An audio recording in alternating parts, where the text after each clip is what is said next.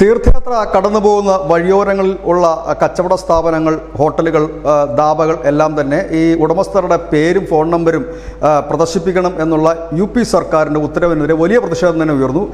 എൻ.ഡി.എയുടെ ഘടകകക്ഷികൾ തന്നെ രംഗത്തെത്തുകയും ചെയ്തൊരു സാഹചര്യം. അതിന് തൊട്ടു പിന്നാലെ യോഗി ആദിത്യനാഥ് നിലപാട് വ്യക്തമാക്കുക മാത്രമല്ല, നിയമം കുറച്ചുകൂടി കർശനമാക്കിയിട്ടുണ്ട്. അതായത് ഇത്തരത്തിൽ പേരുകളും ഫോൺ നമ്പരും പ്രദർശിപ്പിക്കാത്ത സ്ഥാപനങ്ങൾക്ക് 2000 രൂപ പിഴ നൽകണം. അത് ഒരിക്കൽ കൂടി ആവർത്തിച്ചാൽ 5000 രൂപ പിഴ നൽകണം എന്നാണ് പറഞ്ഞിരിക്കുന്നത്.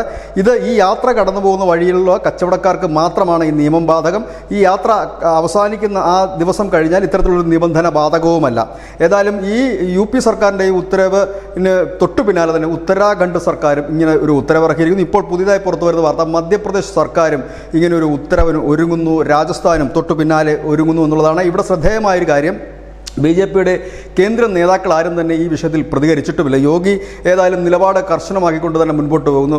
അദ്ദേഹം പറയുന്നത് ഇത് ഈ കടകൾ ലൈസൻസ് എടുക്കുമ്പോൾ തന്നെ ആ നിയമത്തിൽ ഇത് പറയുന്ന കാര്യം തന്നെയാണ്.